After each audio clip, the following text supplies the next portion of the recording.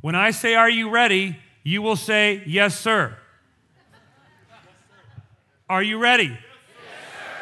I said, are you ready? Yes, sir. When I say we are, you are going to say farmers. Are you ready? Yes, sir. We are farmers. If I say something awesome, I'm going to say something to this effect. 5 claps one time, to which you will respond. Are you ready? Yes, sir. We are farmers. 5 claps one time. Now, throughout the course of this talk, I may really rock it. In fact, I fully anticipate really rocking it. And when I do, I might just say 7 claps one time, to which you will respond. 7 claps one time. Are you ready? Yes, sir. Let's go. You're going to need a pen and a piece of paper to write on, because there will be a test to what you are about to hear. And the test is called life. Are you ready? Yes, sir. Are you ready? Yes, sir. We are. Here's the deal. You're about to go on a ruck.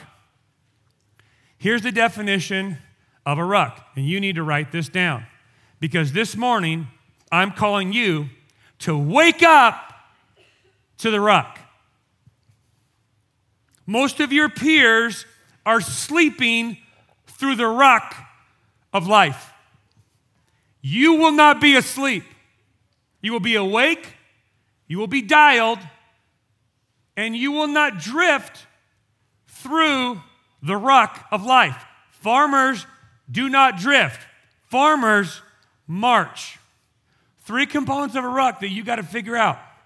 Number 1, to go on a ruck is to go on a journey. First thing you write down, journey.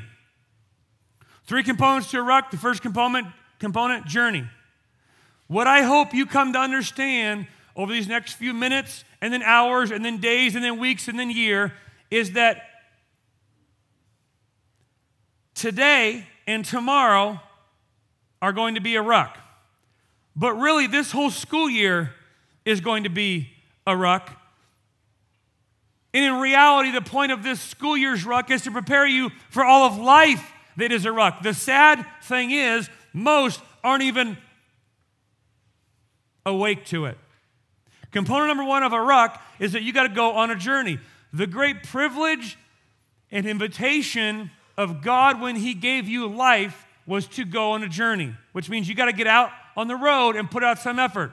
The sad thing is, many of your peers aren't on a journey. They're at home playing video games. They're at home watching Netflix. They're at home putting as little output as possible so they can sit along the side of the road, missing all that God would have for them in the adventure of a ruck. If you're going to go on a ruck, you have to be committed to getting on the road and going on a journey. Question number 1, what journey are you on? Component number 2, to go on a journey towards a specific destination. Towards a specific destination. Now there are 2 errors that you could make here in relationship to a destination. The first error is to not have one. How many of you know people like this?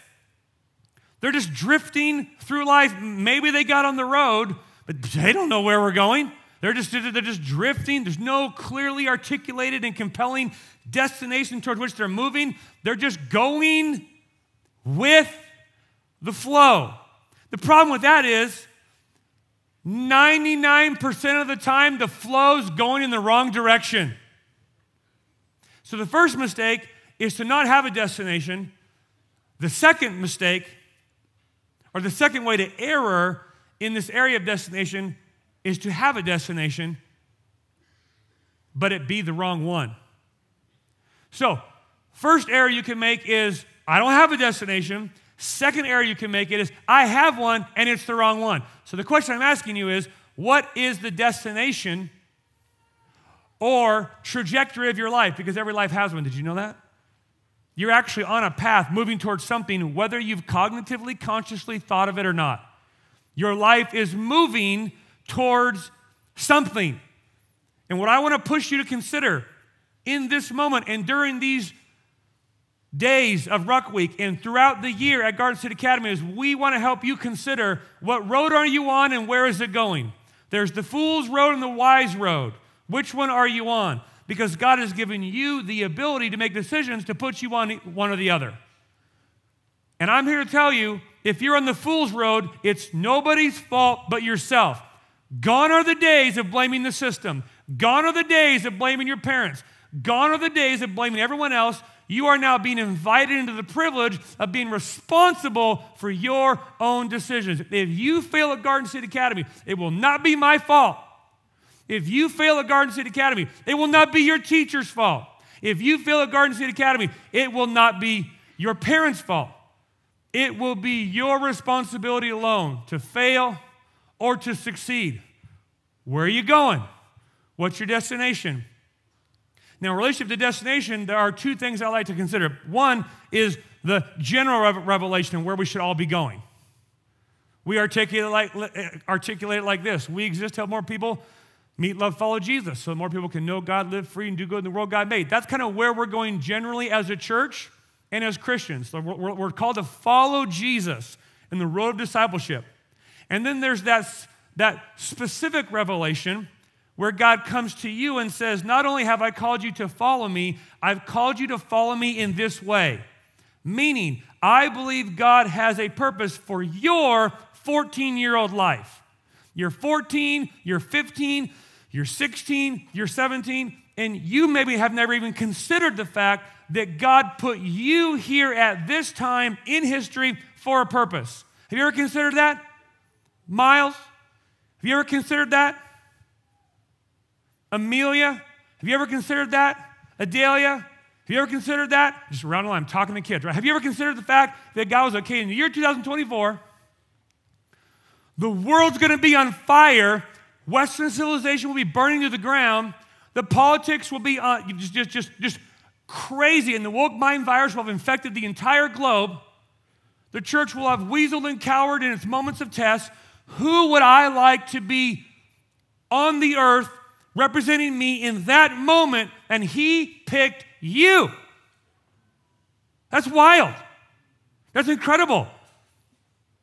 Ephesians 2. You were made to step into the good work that God prepared in advance for you to do. And that doesn't start when you're 40. It starts right now. What's your destination? But the third component of a ruck is not only that you're on a journey towards the destination, but that you're carrying a heavy load. Now, this is key. This is key. There's two kinds of loads you can carry: the right load or the wrong load. Here's the secret to this component of a load. You're always carrying one or the other. You're always carrying one or the other. So it's not a matter of if I'm going to carry something heavy. It's a matter of, will I carry the right heavy? The right load actually strengthens you for the journey. The wrong load crushes you on the journey. The right load builds you up for the journey. The wrong load breaks you down on the journey. Jesus said that my burden, what did he say? Is easy, and my yoke is easy, my burden is light. So evidently Jesus expected us to carry something, but that the irony is that in the economy of God, that heavy burden and yoke would feel light and life-giving.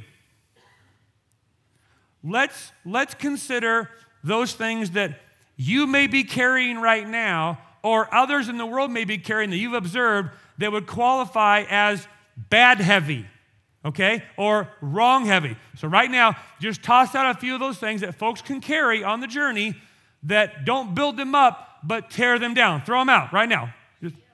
Shame, guilt, fear, lies. What's that? Gossip, pride, anger, unforgiveness, bitterness, What else? What's that? Louder. Jealousy. Judgment.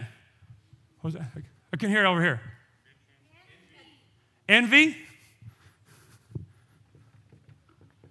Okay, and it goes on, right? You get the idea. Some students said generational curse. Yeah. Here's the thing.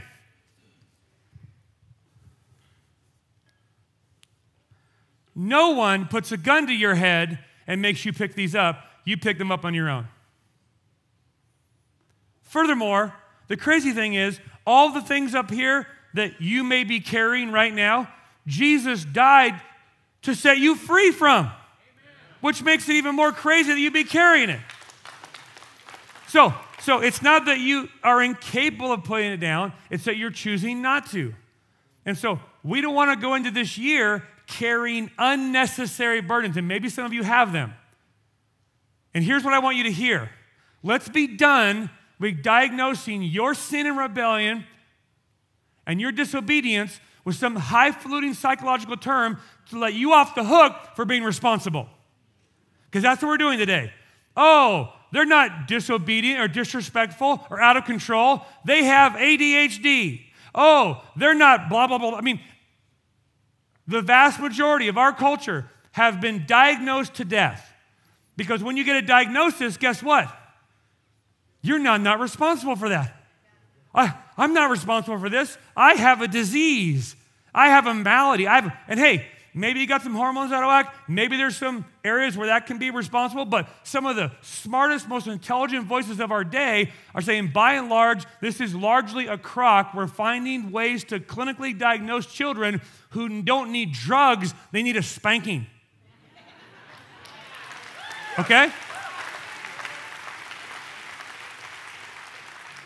So, don't come to me with excuses. This is your invitation to take responsibility. And here's the invitation. You may be carrying guilt, shame, condemnation, anger, bitterness, resentment, whatever it may be. I'm not downplaying the pain of that or however that got there. No. That's real. That's some of the deepest. I get it. And let's not pretend that Jesus' blood is not powerful enough to cover and save and redeem and restore and rescue. Yes, there is this thing called sanctification over a lifetime. 1,000% amen. I'm on that road too. And I believe God can deliver from addiction in a moment. Where there is faith and obedience, God's power pours itself out. So here we go. For freedom and for power and for new life and for victory over victimhood. 5 claps one time.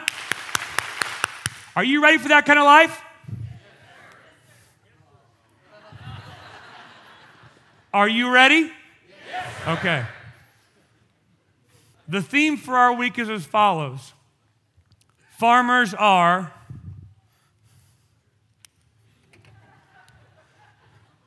oh my goodness. Definitely not my best side. Okay, here we go. Culture makers. Farmers are culture makers. This is the theme of our week. This will be the theme of our year. I'm going to return to it often with you, and it's going to be the backdrop from which we consider all questions.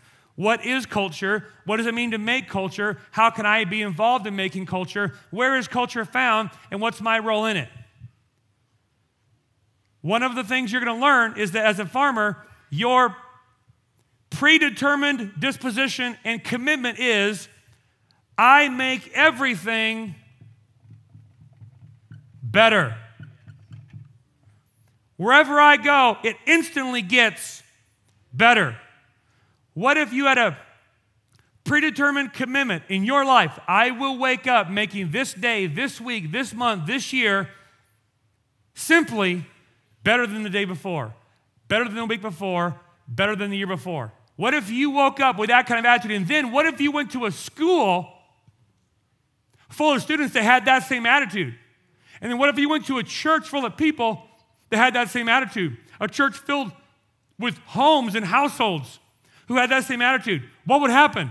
Shocker, everything would start to get, say it, better. Things get worse when you show up waiting for someone else to make it better.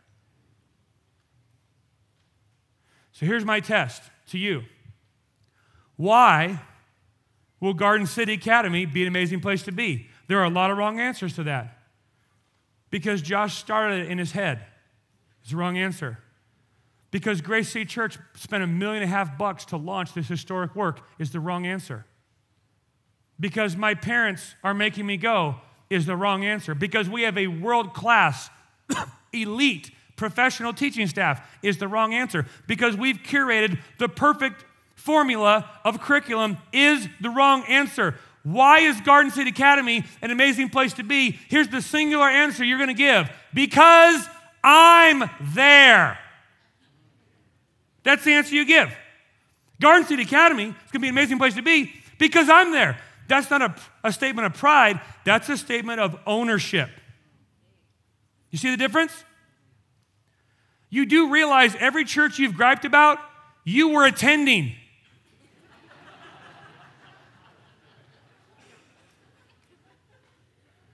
Every family you've been frustrated with, you were a part of.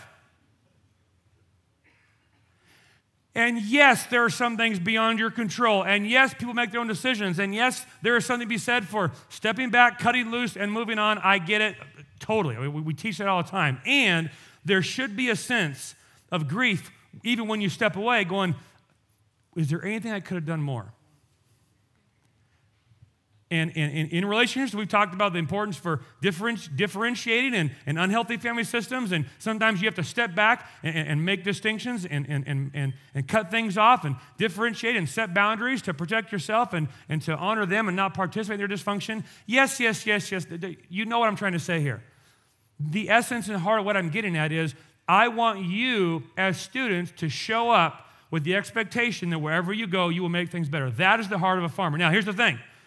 You don't quite yet fully know how to do that, which is why you're here. We want to equip you and challenge you and call you and push you to think about how to wherever you go, make things better, which means you need to be better than you are today, tomorrow, because you're going to face challenges and ever-increasing opportunities and responsibilities to step into bigger areas of influence. And when you step there and go there, we don't want you ignorant or lost or uncertain. We want you decisive. We want you sure. We want you confident. Why? Because we are. Now, when I say why is Garden City Academy an amazing place to be, you're going to say, because I'm there. Okay? Thank you, ma'am. Students, let me ask you this. Why in the world is Garden City Academy an amazing place to be? Why in the world would Grace City Church be an amazing place to be? Why would Wenatchee be an incredible place to move your family? Why is my home thriving with life-giving relationships? You ready? That's the kind of life we're calling you to live. So, we're calling you to wake up to the Ruck, to go on a journey towards the destination carrying a heavy load. We've identified the wrong load. Here's the right load God calls you to pick up. He calls you to pick up the responsibility of stepping into your holy calling. That's the right load you carry. You put down guilt, shame, fear, anger, anxiety, entitlement, condemnation, ungodliness, works of the flesh, speech of the flesh. You put all that garbage down, and in the power of Jesus, you step into your holy calling, both that general calling and that specific calling. And we're going to spend the next 4 years, if you're here that long and if you can cut it, we're going to spend the next 4 years helping you find, determine, articulate, and run toward your calling more equipped than you were before you came. Now, culture makers is who we're called to be. Your home has a culture, your church has a culture, your class has a culture, your team has a culture, your school has a culture. and you play a role in setting it, how will you do that? With a predetermined commitment to make everything you're around better. So the question becomes, well, how do I do that? Here's how you do that. You become a 5G farmer. You ask God to give you the strength to step into the identity of a 5G farmer. What do I mean? This is what I mean. G number 1, if you're going to be a 5G farmer, you need to be a person, write this down, of grit. You need to be a person of grit. Here's what I mean. You need to be tougher than you currently are. Life is not easy. Life will be hard. And if you don't have grit, you won't survive. It's those who find their grit that win and lead wherever they go. We want you to win, and we want you to lead, so you need to find your grit. The opposite of grit is soft. And this is the air you're breathing in our culture right now. We value, elevate, and vote for soft. And where soft people lead, and soft people reign, and soft people have the mic, and soft people set culture, everything gets worse. And where gritty people step up and lead, and where gritty people show up, everything gets better. If you put down your grit, you cannot follow Jesus. Therefore, be strong and courageous. Be careful to obey all the law my servant Moses gave you, not turning to the right or to the left. What's the prerequisite for obeying Jesus? Grit. There may come a time in our nation where it's illegal to say what I'm saying out loud. And I'll either be dead or in jail, and then you've got to decide if you're going to stand up and say it. And in that moment, soft Christians will disappear, and soft Christians will fade away, and soft Christians will not be helpful when what is needed is courageous Christians to stand up and go, excuse me, that's a lie, that's untrue, that's from the pit of hell. I stand as a messenger from heaven to say, thus saith the Lord, this is his word, this is his standard, shoot me if you must, I will not cave. Will you be that kind of farmer?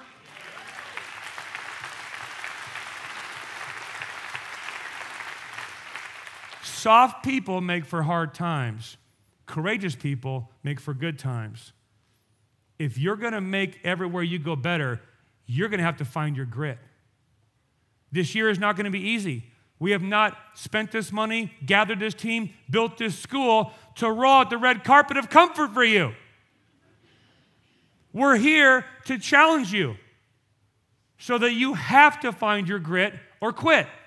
And you'll have the privilege of making that choice. Number 2, you need to be a person of grace. You need to be tough, and you need to be tender. Here's why this is so critical. If you don't learn how to receive grace, you will be incapable of extending grace. And if you are incapable of extending grace, you will be incapable of healthy relationships. Because relationships that are healthy are nothing more than a series of extending and receiving grace.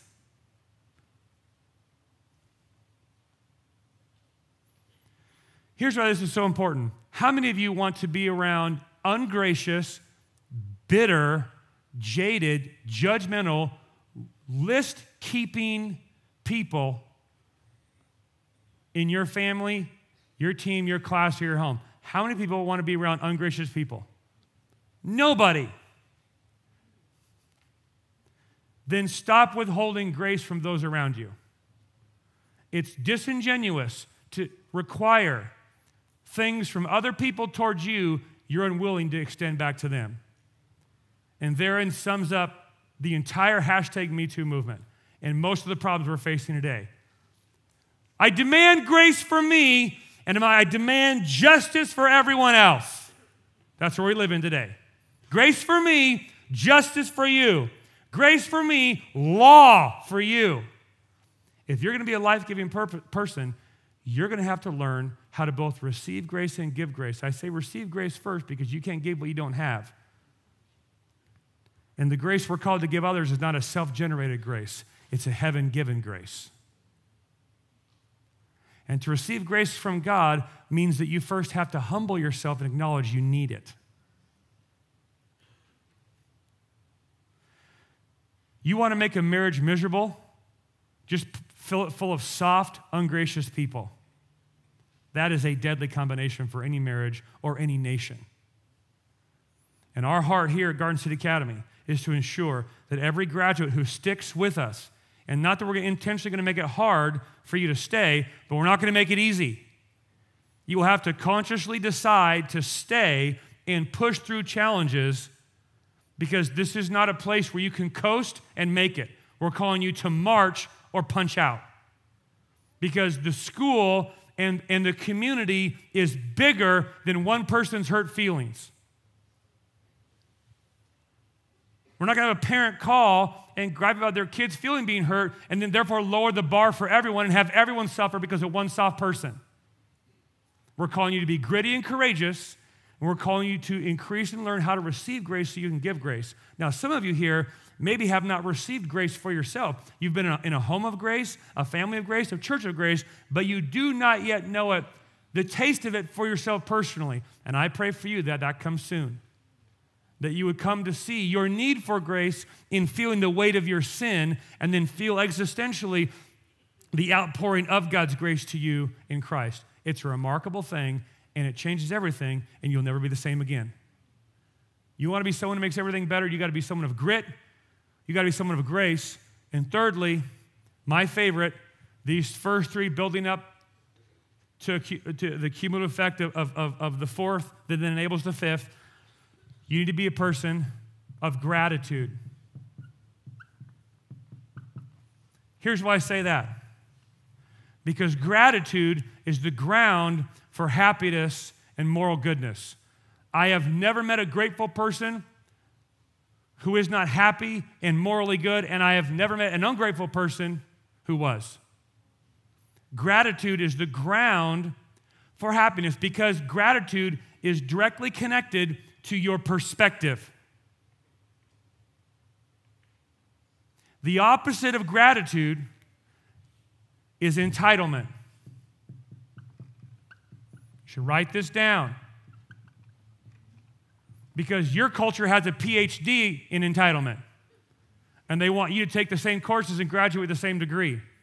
But you realize, of course, any family, church, school, community, or nation that makes as its foundation entitlement will eventually implode, because it's impossible to be entitled and be happy, because you've lost perspective on what you have compared to what you deserve.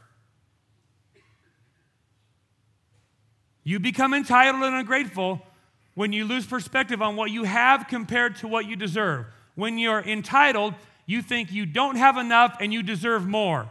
When you're grateful, you've woken up to the reality that everything you have is way more than you deserve, because what you deserve is death.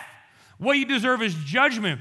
What you deserve is being exposed before a holy God as the fraud that you are, and then being judged eternally. And yet somehow through Christ, we've been given this opportunity to receive grace and eternal life and the opportunity to live a new life in Christ, therefore changing your entire posture towards everything.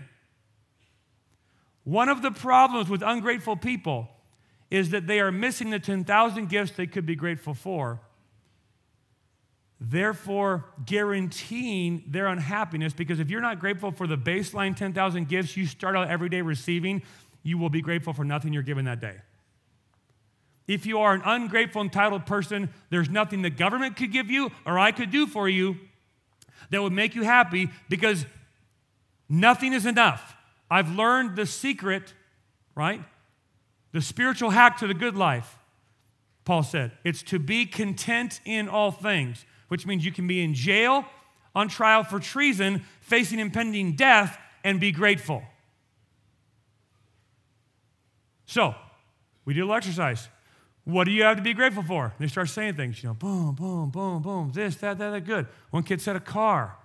I said, awesome. Why are you grateful for the car? No, because I can go places. Okay, that's great.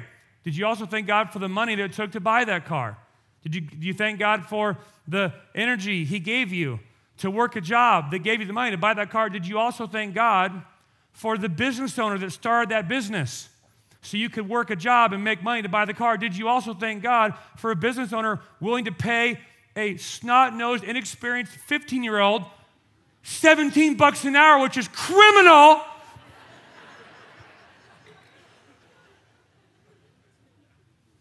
so you could have money and buy a car? Did you happen to thank the people that built the roads that your car drove on? Did you thank the people that thought of the tire or made up the combustible engine or thought of how to fabricate steel so you could work the job to make the money to buy the car, drive around, go get ice cream? That one dump vehicle in your parking lot has 1,000 thank yous connected to it if you have eyes to see, if you have a heart of gratitude. If you show up at Garden City Academy entitled, we're already losing. But if you learn the secret art of gratitude, you will have hacked life. So what are you grateful for today? They write down a ton of things. We put them on the board, have a blast. Because of time, we've got to keep moving. The fourth G, all this is moving toward, is grow. Grow. If you're going to be a 5G farmer, you have to have a predetermined commitment to be someone who grows. If you're not growing, you're what? Dying. See, to have a predetermined commitment to grow is to say, I'm going to be curious. I'm going to explore. I'm going to ask questions. I'm going to assume I don't know everything. Some of you here, especially some of you juniors and seniors and sophomore and freshman boys, aren't growing because you think you know it all. Some of you junior and senior and sophomore and freshman girls have stopped growing because you think you have all the answers. By definition, making you a fool. Fools cannot grow because they refuse to learn. It takes a humble, wise person to receive instruction, heed correction, and grow. My guess is at some point this year, you may need an attitude that needs adjusting. There's two ways that can happen. You can take responsibility to adjust it yourself, or we will call you to adjust it for you. And then if you fail to adjust it, we're not lowering the bar or closing down the school. You'll be asked to leave. Because being here is a privilege that you should be grateful for, not a right that you're entitled to. Too many good people have given too much to make this happen for you to destroy it with your entitled, ungrateful, ungracious, soft attitude. So, how many of you want to be around people who are dying? Nobody. How many of you want to be around people who are growing? Yes, which means I'm going to have the humility to acknowledge I don't know everything, see everything, comprehend all things. And I'm going to wake up in the predetermined position of, I'll bet I have things to learn today. You should be writing this down. You're not going to remember all of it. Your hands should cramp every day from taking notes at school. There may be things that you have to learn from your parents that you have not yet learned. Do you have eyes to see? The fool says, I'm done learning, now I'm just living. The wise person says, in order to live, I must learn, therefore my eyes are open. We're going to bring instruction, we're going to bring content, we're going to bring structure. All of the pieces will be on the board for you to grow. If you don't grow, it's not my fault, not the school's fault, not the church's fault, not your parents' fault. It is your responsibility alone. You can make the choice, the power-filled choice, to stunt your growth and stay immature, or to get on the growth train and make some tracks. Last G, all of this is now flowing toward this one thing. The fifth G of a 5G farmer, give, give, give.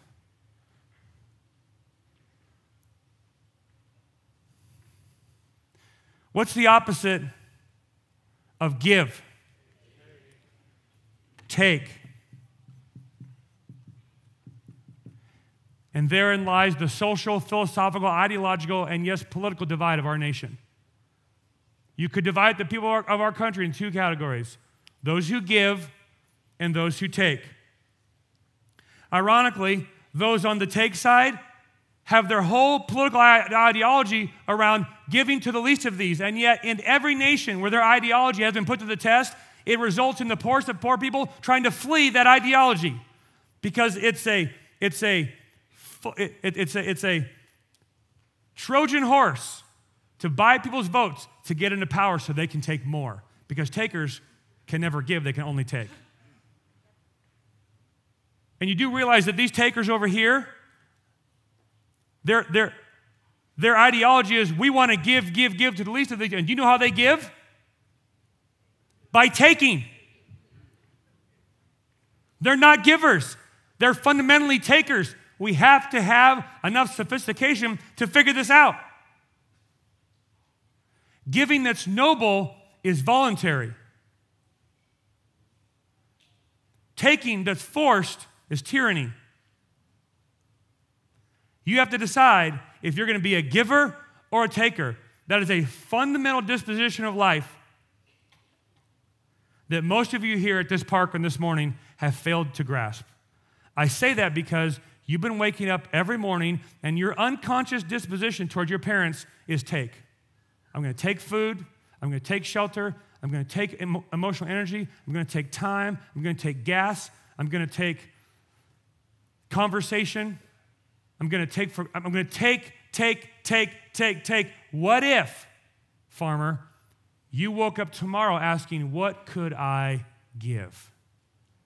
That would put you in the top 5% of high school students in the country. Because most high school students wake up with the posture of taking, but you have the opportunity to wake up as a farmer in the posture of giving. Think how it might change your home if you woke up and thought, I wonder what I could give to my mom today. I wonder what I could give to my dad. Let's talk through some of the things you could give. And then we talked about encouragement, respect, honor, attention, obedience, on down the line. You have more to give than you think. You don't have to have money and a big bank account to have significant things to bring to the table to give. And then let's consider the blast radius of your giving. Maybe one of the reasons your dad is underperforming at work is because you're taking from him at home. Maybe one of the reasons your mom is a bitter, tired, haggard woman is because you're taking from her at home. What if you went home to give, not to take? What if you went home to fill up your dad's cup rather than require him to pour it out? What if your dad, and I listened, where's your dad work? And we listed off all the places. Where's your mom work? Home, this and that, all the places. I said, is this statement true? My dad is around and influences many people every day I've never met. Yes. Is this true? My mom is around and influences people every day I'll never meet. Yes, it's true. Check this out. What if you woke up tomorrow to give to your parents, not take? To fill up their cup, not drain it? They might just go to where God has called them with more to give themselves than to take. And then not only did you make your home better, you made where they go better. You cannot quantify the blast radius impact of you as a 14-year-old resolving to be a giver and not a taker. Are you ready?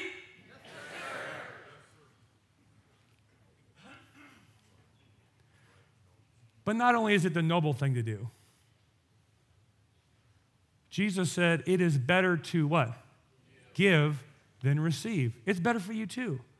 John 3:16, for God so loved the world that he what? Gave. You've been sent to receive from the Father so you can give to others. Therein lies the good life, the happy life, the fulfilled life. And today marks the last day of ignorance you live on this earth as a taker. You now have the opportunity to make the powerful decision to be a gritty, grace-filled, grateful, growing giver. And here's the thing. You can't start at the top, then start at the bottom. Whatever you have to give, you give it. You're giving me your attention right now. You're giving honor and respect. You keep doing that. And as you give, guess what? You're going to grow. And as you grow, you're going to find yourself becoming more grateful. And as you become more grateful, you're going to receive and give more grace. And as you receive and give more grace, you're going to become a gritty, courageous person. Top down, bottom to top. You become a 5G farmer, and you'll become someone who makes a difference. And for that, I'm calling you to make 7 claps one time. Here we go. To end this time, because we got to be done, would you like to see some pictures from Ruck Week? You want to see the pictures? Are you ready? Are you ready? Okay, here we go. Here we go. Real quick. I just spent an hour telling you.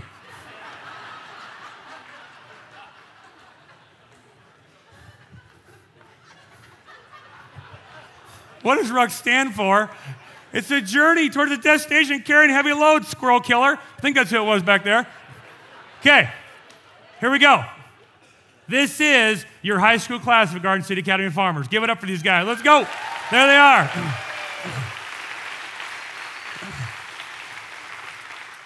Now, we started the morning off by yelling at them and sending them on a run. The best way to start a day, right? So they're running through the park following Mr. Lewis. Got him out there, lined him out there with Mr. Frank, and he's explained what they're going to do. They're getting ready to go on the run where you got to run. The person in the back's got to run ahead, catch the top front person, and you got to do that until everyone gets through the cycle. 52 students, took them a little bit. They ran over a mile to get it done. We're getting ready to process what we just learned, get them lined up. We set them out through a series of very difficult physical PT challenges, physical, mental, emotional, relational challenges. This is them trying to problem solve one of the mental challenges. They couldn't touch the grass. They had to do 10 air squats, 5 air squats, whatever it was. And this was a lot harder than it looked. And they started out like, oh, fun game. It quickly devolved to, this is frustrating. What are you doing? Stop pushing me. And now we're into it, man. They got to work it out. It was pretty hilarious. Figuring out what to do there. I took this picture as blackmail. That's all it was. I was videoing, and they were like we're going. And they grabbed on like this. At about 3 seconds, I think it was Evan. Yeah, Evan goes, guys, what are we doing? And like they let go. They're like, we're cool. And I was like, I got it on video. So just having some bro time here with Tucker D and his buddies.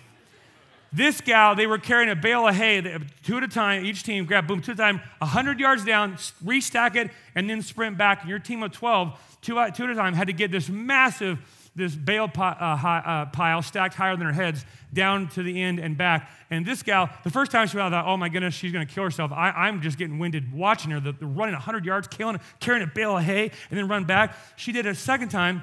She did it a third time, and I thought, I would be going into cardiac arrest right now. And she was running so hard, sweat and pain, and she pushed through the finish line and collapsed and almost died. It was amazing. And we were cheering for her and everything. They circled it up to pray it out. They had to change their shoes and socks by holding a 5-gallon bucket of water, work on the abs. We threw them in vans, drove them to Orondo Park. They're getting a safety briefing. We threw them in boats and said, hey, welcome to the boat, but you're not going on a boat ride, you're going on a swim. This is a team swim.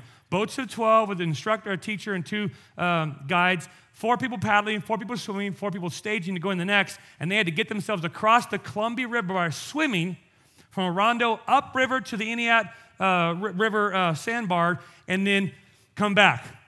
There they go. They're in the water. They're off and swimming. And it was a sight to behold. About 60-plus people spread across the Columbia River. It looked like we were making a beach landing, like some amphibious operation. You know, cars are pulling over like, are we being attacked by the SEAL Team 6 here? What's going on? Super fun. Swimming, yelling, encouraging. Boats are going in circles, trying to figure out how to paddle and forward and ride and paddle and whacking people in the head. And they got to get people out of the boat and in the boat. Crazy hard. Physical challenges. They get over there, and we said, hey, congratulations. One kid said, that was the hardest thing we've ever done. I'm never going to do that again, to which I informed him, actually, you will, because you got to go back, son. And so we got him over there. They had to lift the boat, put the boat down. They had to curl it and press it and carry it and drag it and roll around the sand. Had a ton of fun doing that. Now, in my defense, Miles had been smiling the whole time until I took his picture. I said, smile, and he started to go like SEAL team on me. So he was having a good time. Getting some instructions there from Mr. Frank. Up and down again it goes. Getting ready to haul it around. Hauling it back out to the river. The next team beach and Mr. McKelvey in the front, Mr. McKelvey, Mrs. Cree Apple in the back there. We had dehydration. We had muscle cramp. Is Tucker here? I thought I saw Tucker. Tucker over there. He's like in the lead, like pulling the boat, like, come on, guys. And he goes, ah! I got it all on video. Ah! He goes down the water, rolls into the surf. His team runs past him like that. And he's like, ah! And I'm like, oh my gosh, what happened? Like, did you step on a nail? Did he like break a knee? And I go over there, and he's in the surf, washing up, and he's like, my leg is cramping. And we're like, oh man. He turns to me and he goes, nobody cramps like an Odegaard. That was his line. I thought that was awesome. Nobody cramps like an Odegaard. We got him out of the water, got some electrolytes going, some liquid IV, and he was back in the fight 2 minutes later. It was awesome. They get back out. They're swimming. They're dragging. Here we go. Okay, watching them load each other was really fun. Here we go. My money's on Brian. Yeah. Woo! Yeah, good job. Good job, Liv. Let's go, Liv. Nice job, Wesley. Oh, come on. Come on. He can't breathe. Get him in there. Oh, there he goes. Get him in there. Oh, man. Good job, Jackson. Yeah. Cause of death. Yeah. Strangling by rescue. There we go, boys. Woo! Dig. Good job, Emma. Good job, Emma. Oh, my goodness.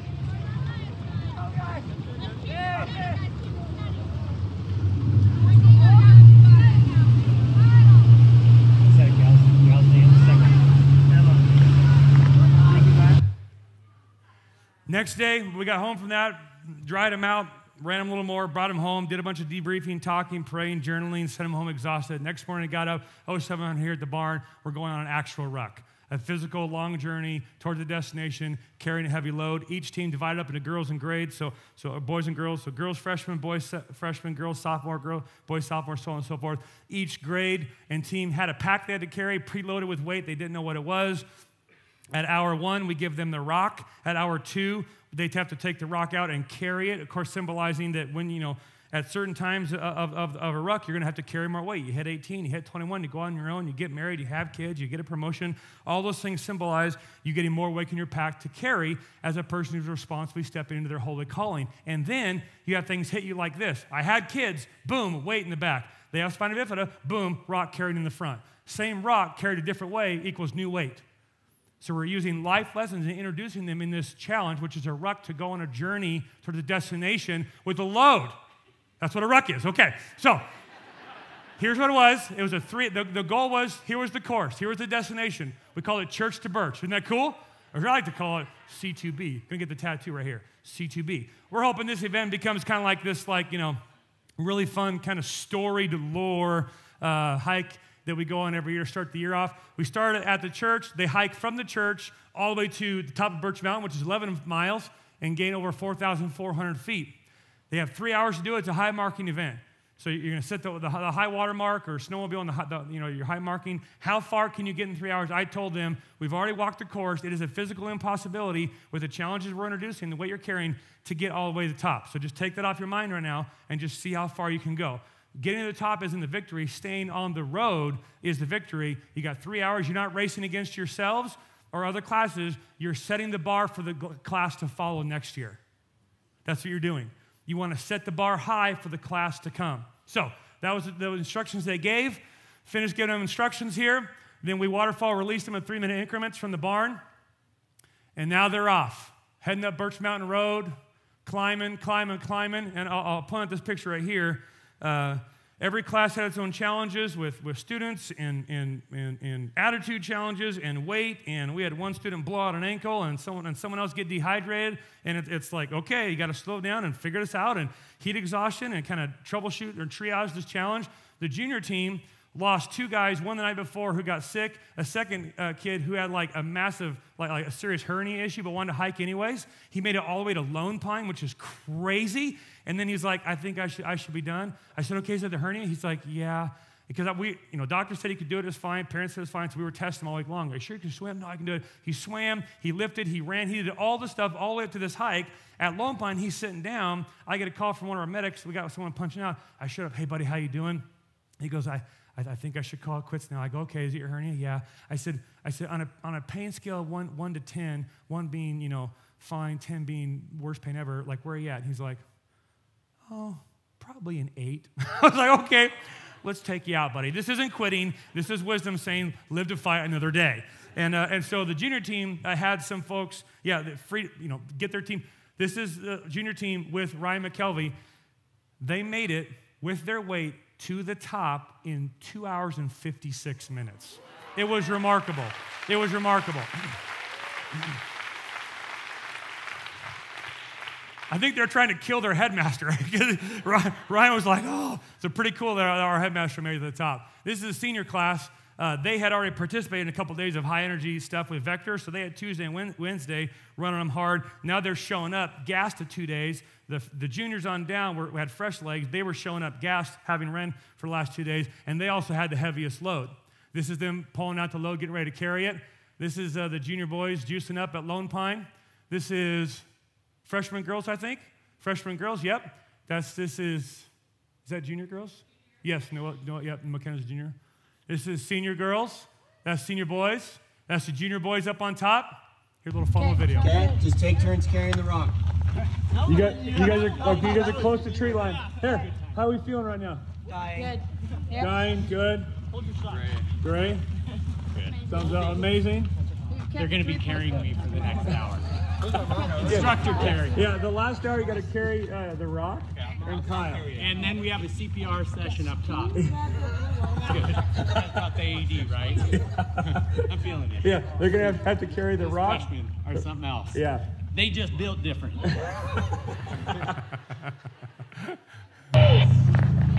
This is junior class. Go Live Apple. Let's go live. They had 5 minutes left in their 3 hours, and they were pushing as hard as they could. Pretty incredible. This is up at the top, doing a little debrief. We gave them a journal. They're all going to take leather pieces that Eric Chase and Eric Ballard have made for them, prepared. They're going to build their own journal to contain a lesson God teaches them. And that is your class of, well, not class, that's your whole high school class of Garden City Academy. Everyone who started, except for the essentially broken ankle, rolled ankle, the heat exhaustion, and the hernia, made it to the top. Come on.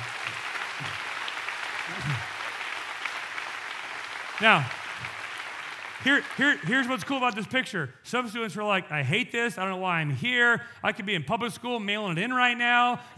Like what's going on? And like, I can see my house from here. I want to quit. And there were attitudes that had to get adjusted. And students came alongside and instructors. And one student was actually sitting in the ATV ready to punch out of the ruck in the school. And a student came and said, hey, I've got a headache too. We're 9 minutes out. You can do this. And they talked that student out of the ATV, back on the trail, and that student finished the hike. That's what we're talking about. Everybody made it up. Everybody made it up. Meanwhile, and I'm just going to show you fun, this is what was happening back at the school. Day one.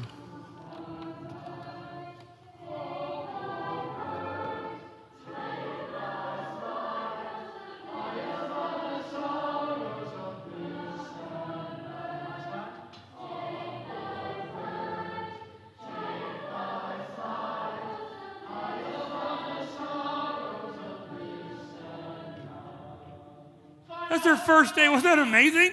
Wasn't that incredible? Here's what was going on in the other room on the gym floor that you bought for these kids. Let's go!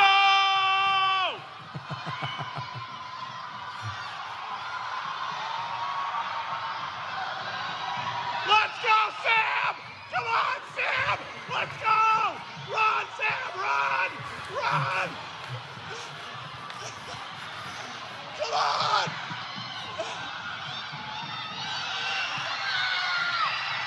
It's gonna be close. Go! Go!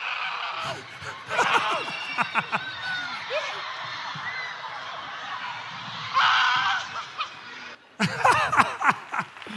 Oh.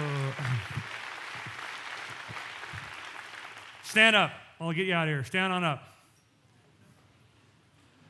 My invitation to you this morning is to wake up to the ruck of life that God's invited you to hike. You ready? Yes, sir. We are? Farmers. We are? Farmers. For these kids. 7 claps one time.